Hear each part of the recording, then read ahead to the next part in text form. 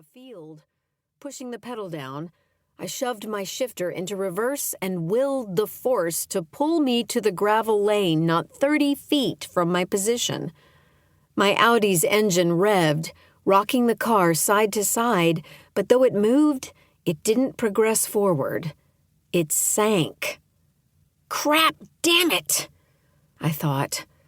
I slammed my hands against the steering wheel and stared at the rows of potato plants stretching for miles in front of me, disappearing into the blood-red sun fat on the horizon. I rubbed at a twinge in my neck and scanned the gravel road, endless fence lines, and pastures for any sign of civilization. Nada. Nothing. Zilch.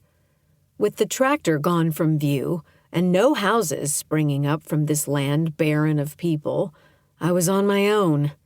It wasn't like I could call an Uber in this forsaken place. This used to be home. The black-splotched cow sauntered into the field in front of my car, swinging her hips like a diva. I turned off my engine. With the sole of my sneaker, I shoved the barbed wire out of my way and plunked my feet into silky, wet slop. 4 inches of standing water drowned the few remaining potato plants still fighting for life.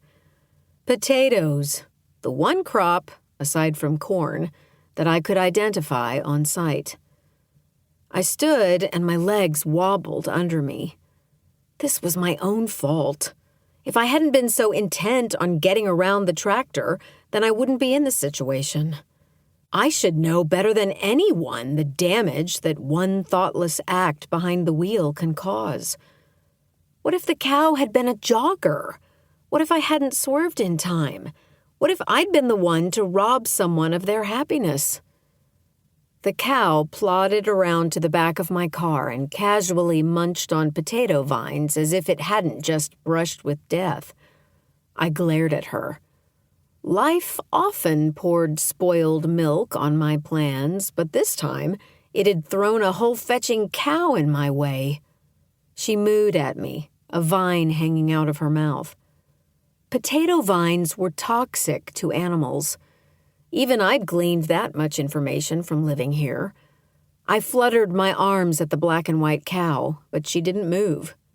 Fine. Die a slow death, I muttered. I searched my dash, where my phone had been before the accident, but it wasn't there. Hunching over, I shoved my hand under my seat. The tip of my index finger grazed the smooth corner of my phone, bumping it further out of my reach. I groaned, straightened, and yanked the back door open. My phone's screen lit up where it lay on the floor mat, but my eyes traveled to the purple stain it rested on. I brushed my fingertips reverently over the frayed carpet fibers, then closed my eyes, shoving the memory to the back of my mind. I gripped my phone and shut the door, cutting the stain from my view. Its screen faded to black, but I'd already seen the time. It was 9:02.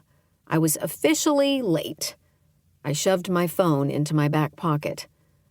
The cow's large, glassy eyes followed my movements. I bent, dipped my hand under the standing water, and grabbed the most substantial clump I could. "You stupid cow!" I yelled and launched the mud at the animal. Once it left my hand, it came apart, spreading in different directions, splashing into the water before it reached my target. I didn't ask for much. Simple things like a shower and a meal made me happy. Maybe a cup of Starbucks coffee in the morning. Paved roads shouldn't be too much to ask for. No cows. No muddy fields. The brisk wind shifted, carrying a hint of the smell of cow manure, and the sun's rays weakened further. I'd forgotten how cool summer nights could be in this part of the country.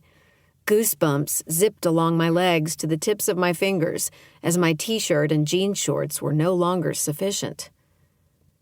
Nothing had changed in Clear Springs, Idaho, in my absence. What had I hoped to gain by coming back? My mother...